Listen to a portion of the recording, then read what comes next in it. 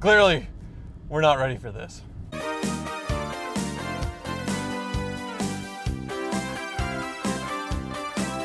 I certainly knew when I bought the cheapest example of the most unreliable BMW ever made, this 2007 BMW M5, it was going to be a challenge, but I didn't know it was going to be this big of a challenge.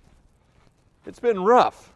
It's so bad that my mechanic, the car wizard, has given up on this car. And my first drive with this car post repairs, after spending close to what I paid for it, doubling my investment, has been driving it from one repair shop to another. So obviously I'm questioning whether this was worth buying in the first place. Now, my first red flag should have been way back when I bought this thing from a Honda dealer who was desperate to get rid of it for way under wholesale value. That's because it was really messed up enough for somebody to want to trade in their 500 horsepower Super Saloon for any kind of Honda. That's a weird switch, but when you look in this car and see why, there's some reasons. And the moment I drove the car around the block, it was obvious why this was traded in for a Honda. The transmission was on its way out, slipping terribly, banging the shifts. It was awful. And the instrument cluster was so lit up and strobing that it might induce a seizure. Despite all of this, because I'm an idiot, I bought the car anyway. It was only $6,500, so I drove it up to my mechanic, the car wizard, and he gave me a full assessment of the car head to toe and estimated it would cost about $8,000 to $11,000 to fix. And because I'm an even bigger idiot, I didn't cut my losses and sell it for whatever I could and decided to try and fix it. But once we dug in, things started to look up. The first lucky break was finding a low mileage used SMG transmission that came with everything, the pump, the clutch,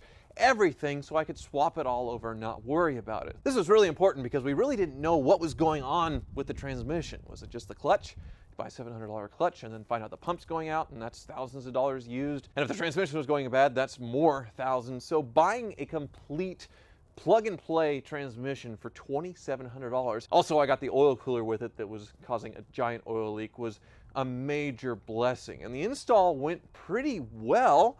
The only complication we had was the air conditioning condenser cracked for whatever reason. It was old. All the AC juice, the Freon leaked out, but that was a cheap part. It wasn't a big deal to replace. And I was able to drive the car on the lift. The exhaust wasn't on yet, so it sounded pretty mean.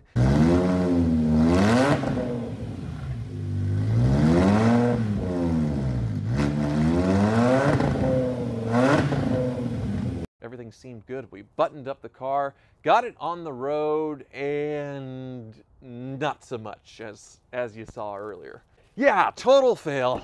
Total fail. It's so cold outside that I completely forgot to tell you one good thing with the car, and that's actually the engine. The car wizard got an oil sample and sent it off for analysis, and there were no copper shavings or any hint of copper in the oil. Which is good, because one major failure with this V10 are the rod bearings, and when they go, they take the engine with it. So a lot of times you do this as a preventative repair, but since there's no sign of any kind of wear with the rod bearings currently, there's no reason for me to do it. So that saves me thousands of dollars. Thousands of dollars I'll need to fix all this stuff. So for normal cruising, my M5 drives really well. The transmission never ever shifted this good before, and if I'm just gonna piddle along, I don't have any problem. So if this was just a lanyard or a cruiser, no big deal, but unfortunately it's a 500 horsepower M5. Nobody's gonna drive this thing like they're transporting home a hernia operation patient. This thing was made to fly, and currently I can only use half the tachometer, about 4,500 of that 8,250 max RPM, because when I hit that 4,500 wall, it goes straight into limp mode and the entire dashboard lights up. It's just as bad as it was before, except the transmission is shifting smoothly, so I think it's all good there. Problems after an engine or a transmission swap are common. You have to deal with a few little things, and that's normal, but the car wizard wasn't able to fix this. He doesn't have the special BMW scan tool to go deep inside the computer to see what's wrong. He just gets some generic codes, and one had to do with communication with the crank sensor, and the other was a misfire. Those were the only two codes, and obviously the car is really not happy. And rather than just guessing and throwing parts at it, and parts are really expensive, he recommended that I take it to a BMW specialist. I've lost the wizard. But thankfully, I do know a guy who's a BMW specialist, and he has one of these M5s, which is weird because mechanics never like working on their own cars because that's what they do all day, so I would have an M5. But anyway, he's a nice guy, and he has the right set of tools to properly diagnose my BMW, but even he didn't really know exactly what was going on. Tomorrow, we're going to put in a new crank sensor, and if that doesn't fix it, then we're going to do coils and plugs. Both of those aren't ridiculously expensive to do, so it's worth doing because it has a misfire code. But then if that doesn't do it, we're gonna have to dig deeper, and it could be clogged catalytic converters causing the engine to misfire and throwing all these signals. It could be bad throttle actuators, which are expensive to rebuild or replace, or it could be this little ring that sits on the flywheel. This thing's really mad. It spins with the engine, and it tells the crank sensor how fast the engine is spinning. It communicates it to the rest of the car. And during the transmission install, if that ring got bent, then it would cause these problems. I would think it would cause these problems all the time, not just when you hit 4,500 RPM. But if it is that, then the transmission will have to come out again, and the car wizard will have to replace the flywheel. I'm sure he doesn't want to do that. I've never seen a car that's this much of a drama queen when things break. This tachometer spins down to under 5,000 RPM.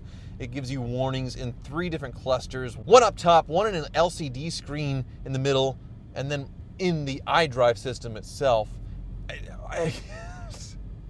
What a mess. Now, for those of you who think I'm a complete moron and this project definitely wasn't worth it, well, I have my moments where I agree with you, but I'm not quite ready to completely commit yet. This thing's 500 horsepower. That's a really impressive number, even today in a sports sedan, and the styling has aged really, really well. It is just so good looking, better looking than most new BMWs, and you definitely can't buy a new BMW with this kind of performance for 10 or 15 grand. Now, clearly this car has problems, and it will continue to have problems, and I am one to bash BMWs really hard for their reliability, but to be honest, any old European car is going to be this bad. If you look at its comparables from 2007, an E63 AMG, they have issues with the head bolt stripping and the engine going that way. It's a huge, massive, expensive repair, along with the electronic problems. And then an Audi S6, which has that Lamborghini-inspired V10, it also has problems. The injectors go out, the intake gets all clogged up, the valve cover gaskets are a pain to do, and there's tons of other problems. Plus, it rides harsh and it doesn't look that much different than a normal Audi. So you have to take the good with the bad with any old European car. You save a lot off of new, obviously, in depreciation, but you basically have a car payment with the maintenance. And if I didn't buy the cheapest example every time, and it's usually the worst example every time, my ownership experience would probably be a lot better. Now, so far, with repairs, I spent $4,511 right now, which with the purchase price, I'm a little over $11,000 into this thing. And if you look on autotrader.com, which link below is my article about this BMW, the prices range from about $13,000 to $15,000 in this condition and mileage. So I'm about $11,000 in it right now, which gives me about $2,000 or so before I'm upside down.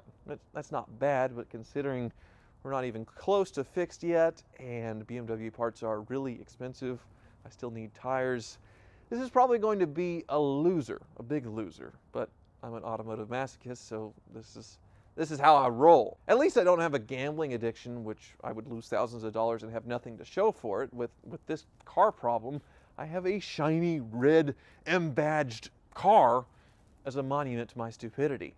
Thank you for watching.